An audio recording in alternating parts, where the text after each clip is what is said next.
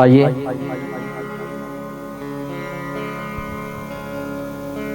इस परम पावन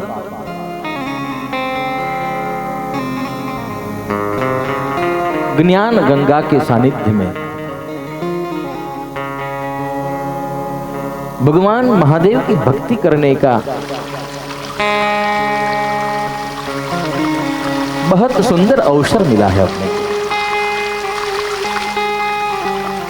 और ये अवसर जो प्राप्त हुआ है वो परिवार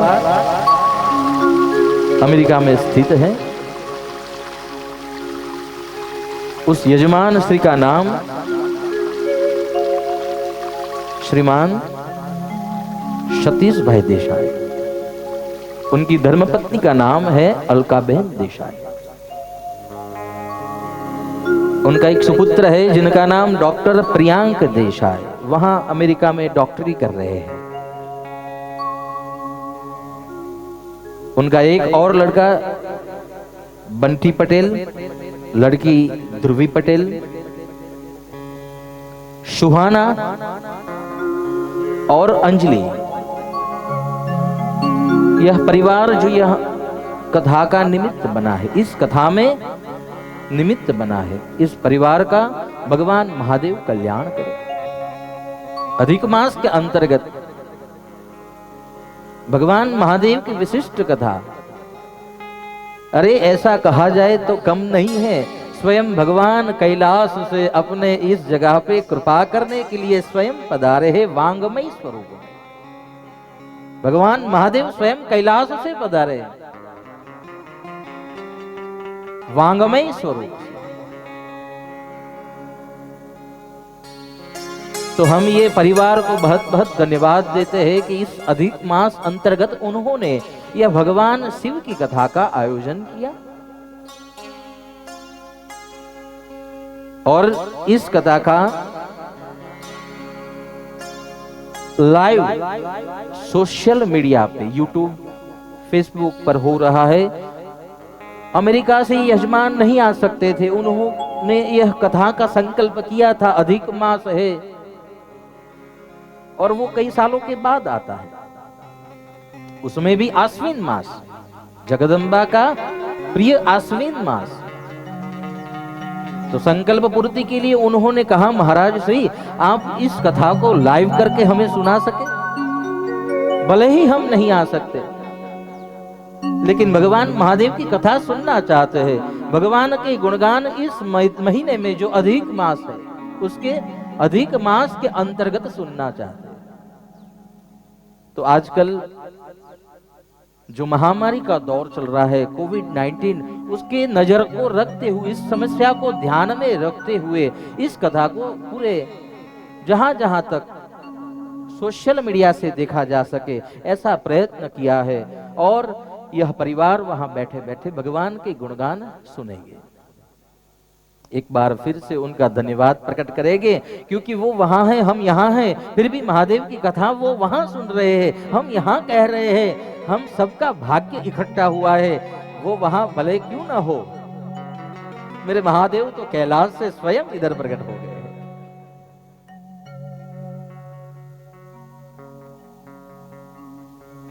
तो परम पावनी भगवती ज्ञान गंगा इधर प्रकट हो रही है। और ये विशेष रूप से क्यों विशेष है? तो अभी अधिक मास चल रहे हैं और शास्त्रों में अधिक मास का बहुत महत्व बताया गया है।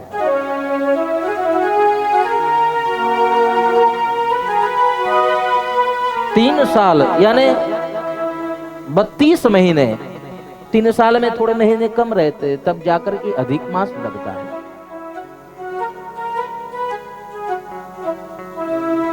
और इस अधिक मास की जब उत्पत्ति हुई, 1 महीने में से कई तिथियां क्षय तिथि बनती, 1 महीने में एक क्षय तिथि, ऐसे 1 महीने में एक तिथि, 12 महीने में ऐसे दिन जो क्षय दिन होते थे, उन सबको इकट्ठे करके 1 मास अवशिष्ट यानी ज्यादा हुआ, अधिक हुआ। तो उस मास का कोई नाथ न था। 12 महीने हैं तो 12 महीनों के कोई न कोई नाथ है। भगवान महादेव को श्रावण मास प्रिय है, भगवान ने महादेव ने श्रावण मास ले लिया। जगदम्बा चैत्र मास में भी आती है, आश्विन मास में भी आती है, भाद्र पक्ष में 2 आते हैं, गणपति और पितृ। वैसे ही ये सारे व्यवस्था में 12 महीने जो है उनके नाथ है, उनके स्वामी है। लेकिन यह 12 महीने से एक अलग सा महीना, जिसको अधिक यानी ये तिथियों में से एक अधिक तिथि, यानी जो तिथि क्षय होती थी, जो तिथि वृद्धि, उसके हिसाब से यह अधिक मास का एक सर्जन हुआ। अपना एक वैदिक गणित है और वैदिक गणित में यह गणना होती है। उस गणना के हिसाब से इसमें अधिक मास हुआ, तो उसका कोई नाथ न था। तब नाथ न होने के कारण उनको सभी मासों ने अलग कर दिया, कह दिया आप तो मलमास हो। क्या कहा? आप तो मलमास हो। हमारे तो नाथ है, हमारे तो स्वामी है, लेकिन आपका कोई स्वामी नहीं। हम सब सनाथ है, आप अधिक हो, आप मलमास हो, लेकिन कैसे हो? अनाथ हो। जिसका कोई नाथ नहीं वो अनाथ। पुराणों में इस मास की बहुत कथाएं आई है और शास्त्र ने उस समय में सभी जो महीनाओं के स्वामी थे उन्होंने कह दिया आपके महीनों में कोई शुभ कार्य नहीं हो सकता, क्योंकि आपका कोई नाथ है नहीं, तो पुण्य कौन देगा? आपका कोई नाथ होगा तो पुण्य देगा ना। लेकिन आपका तो कोई नाथ ही नहीं है, तो पुण्य कैसे मिलेगा? तब जाकर ये मलमास जो है व्यथित मन से नारद जी को जाके मिले। नारद जी कैसे हैं? जब दुनिया में सृष्टि में कोई काम रुक जाए तब नारद की आवश्यकता पड़ती है, उनके बिना कोई काम आगे बढ़ता ही नहीं। चाहे भगवान को कोई लीला भी करनी है ना, तो नारद की आवश्यकता रहती है। स्वयं लीलापति भी नारद के बिना लीला नहीं करते।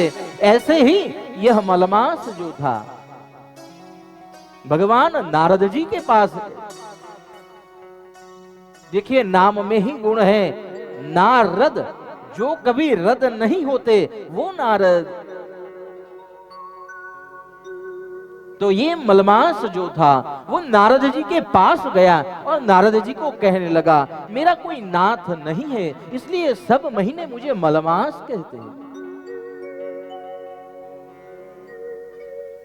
और मलमास होने के कारण मेरे महीनों में कोई शुभ कार्य करते नहीं है।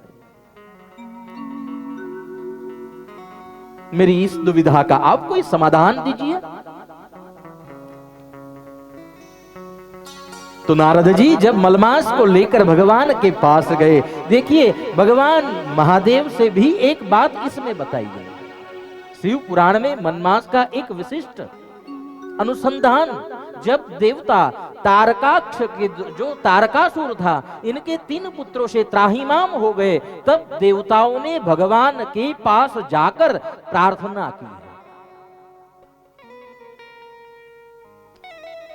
और भगवान के पास जाकर प्रार्थना कही और कहा प्रभु आपकी विभूति कौन है?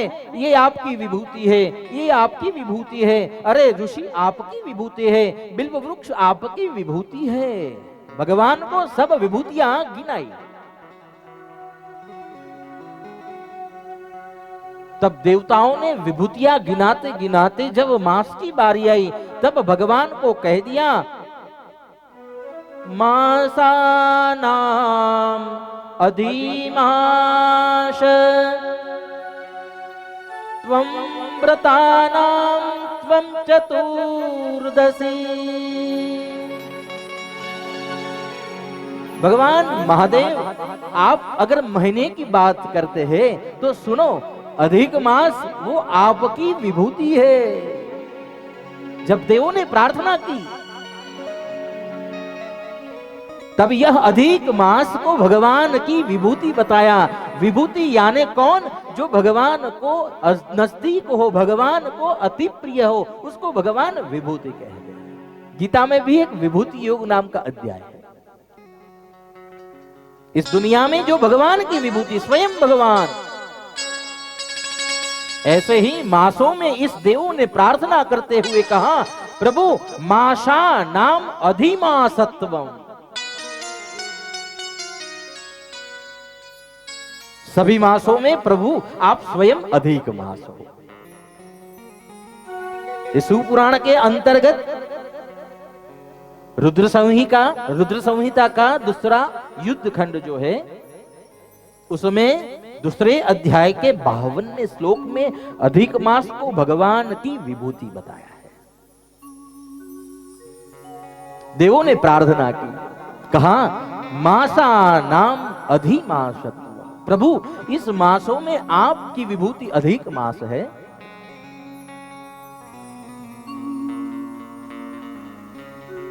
तो नारद जी भगवान के पास गए और यह अधिक मास की जो व्यथा थी भगवान के शरणों में कही, और भगवान ने कहा, सुनो नारद, आज से वो मेरे शरण में है, इसके लिए वो उस मास का जो अधिपति है स्वयं मैं हूं। अधिक मास के कई नाम बने।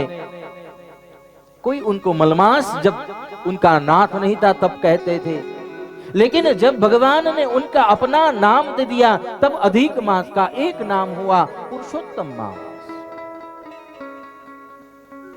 और भगवान ने क्या कह दिया, सुनो, आज से अगर कोई अधिक मास में कथा श्रवण करेगा, आज से कोई अधिक मास में पुण्य कर्म करेगा, आज से कोई दान क्रिया करेगा, आज से अधिक मास के अंतर्गत भगवान की अर्चना करेगा, भगवान की चर्चा करेगा, उन सबको अनंत गुना, अनंत का अर्थ होता है बहुत ज्यादा,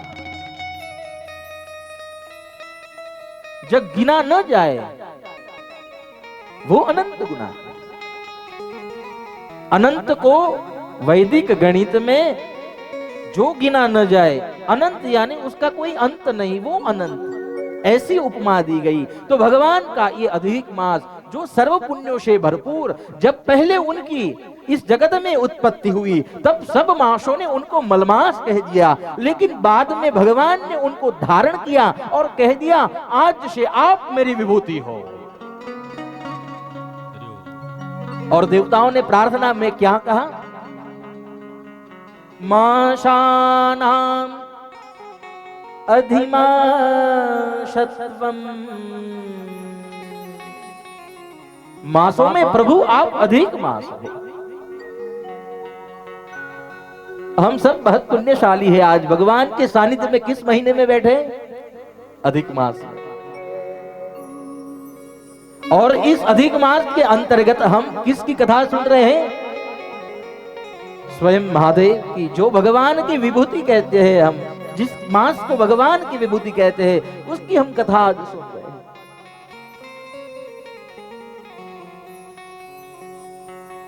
हम बहुत कृपा पात्र हुए, आज इस महीने में भगवान महादेव की कथा सुन रहे हैं।